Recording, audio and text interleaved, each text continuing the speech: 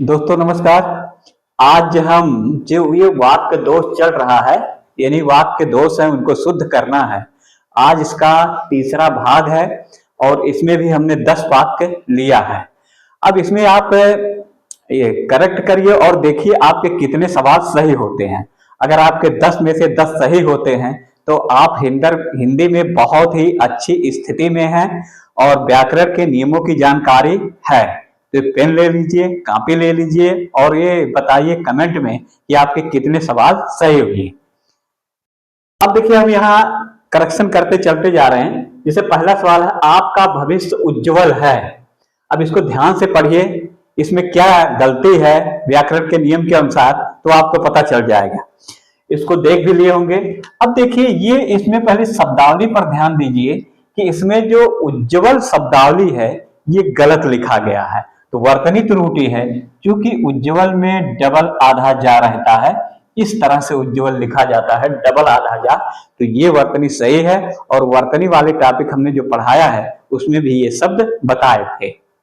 अब दूसरा देखिए क्या है, कभी भी झूठ नहीं बोलना चाहिए। ये वाक्य है, कभी भी झूठ नहीं बोलना चाहिए। इसमें अशुद्धि क्या है, क्या करेक्शन है, कैसे सही होगा ये देखिए। कभी भी झूठ नहीं बोलना चाहिए, इसमें कभी के साथ भी का प्रयोग नहीं होता है। अगर कहीं भी अगर कभी के साथ भी का प्रयोग हुआ है तो वाक्य तुरंत गलत काट दीजिए, सही है ही नहीं। तो कभी के साथ भी का प्रयोग यहाँ हुआ है तो भी को काट दीजिए। तो कभी झूठ नहीं बोलना चाहिए, ये सही वाक्य होगा। तीसरा देखिए, मेरे घर में केवल मात्र एक नौकर है। यहां बताइए क्या अशुद्धि है।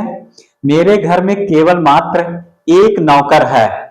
तो देखिए यहां पे मेरे घर में केवल मात्र एक नौकर है। केवल और मात्र का एक ही मतलब होता है, तो दो शब्द एक ही अर्थ के लिए नहीं प्रयुक्त होते हैं। तो यहां मात्र को हटा दीजिए यहां पे। तो मेरे घर में केवल एक नौकर है, ये सही वाक्य है। चौथा लिखेंगे, एक पानी का गिलास लाओ। इसको करेक्ट करिए, दैनिक जीवन में बहुत ज्यादा प्रयोग भी करते हैं। तो एक पानी का गिलास लाओ। अब देखिए इसमें क्या है, पानी को क्या हम काउंट कर सकते हैं, एक पानी, दो पानी, तीन पानी, इसकी गणना हम नहीं कर सकते। इसलिए एक पानी का गिलास लाओ ये कहना गलत है। बल्कि सही क्या होगा, पानी का एक गिलास लाओ। एक को काट करके यहां पे लिख लीजिए, यहां पे पानी का एक गिलास लाओ। या इसका भी एक वाक्य और बना सकते हैं कि एक गिलास पानी लाओ। चाहे जो बनाइए दोनों ही सही है, लेकिन एक पानी जहां प्रयोग हो वो गलत होगा। पांचवा देखिए, शोक है कि आपने मेरे पत्र का उत्तर नहीं दिया। अब यहां दिया है शोक है कि आपने मेरे पत्र का उत्तर नहीं दिया।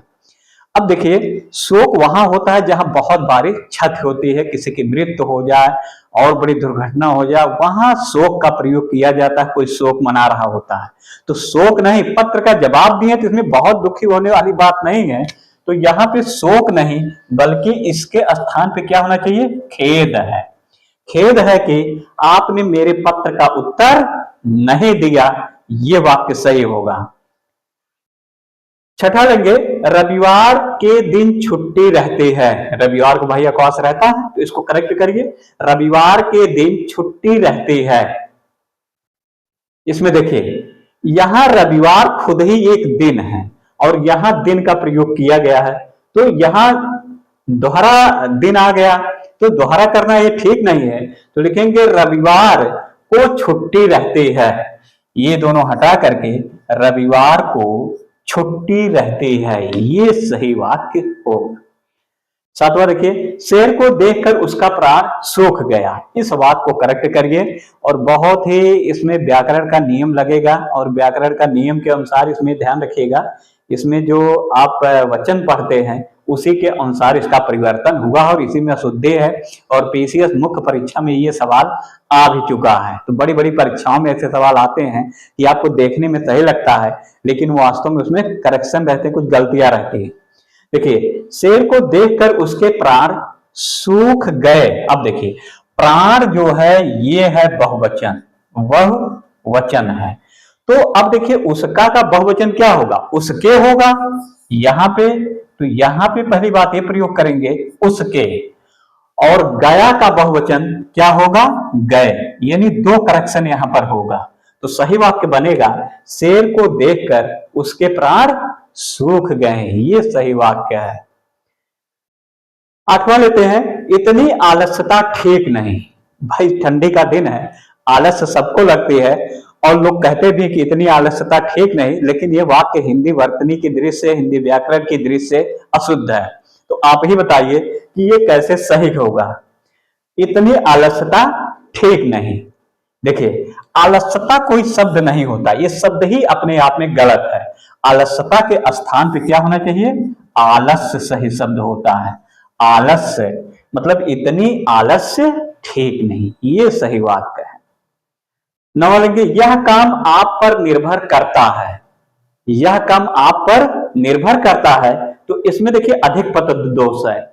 यह काम आप पर निर्भर है, कर्ता को यहां पे काट दीजिए, कर्ता नहीं होगा, ये अधिक पदत्व दोष है, एक पद ज्यादा आ गया है तो अधिक पदत्व दोष। यह काम आप पर निर्भर है, ये सही वाक्य है। 10वां है, भीष्म पितामह बाणों की सैया पर लेटे थे। ये देखिए महाभारत का प्रसंग है और भीष्म पितामह को देखेंगे, अर्जुन ने इतना बार मारा, इतना बार मारा कि एकदम सैया पर पूरे लेटे ही गए। तो ये लेटे हैं, तो इसमें देखिए क्या अशुद्धि है, भीष्म पितामह बाणों की सैया पर लेटे हैं। तो देखिए इसमें जो सैया शब्द लिखा गया है ये गलत है। सैया वर्तनी की दृष्टि से कैसे लिखा जाएगा, यहां हम लिख दे देते हैं, इस तरह से ये लिखा जाएगा, सैया, या और फिर या, इस तरह से करेक्शन। देखिए अगर आपको इसमें से कमेंट करके बताइएगा कि 10 हमने जो बताया है आपके कितने सही हो रहे हैं। तो व्याकरण के नियमों की अगर आपको जानकारी है तो वाक्य दोष जो है इसको शुद्ध करने में आपको बहुत ही आनंद आएगा, अच्छा लगेगा। तो व्याकरण के नियमों की तरफ जाइए, व्याकरण के नियम पढ़िए, ताकि ये अस्थायी तौर पर आपके दिमाग में सेट हो जाए और कोई भी सवाल आए वो सही हो।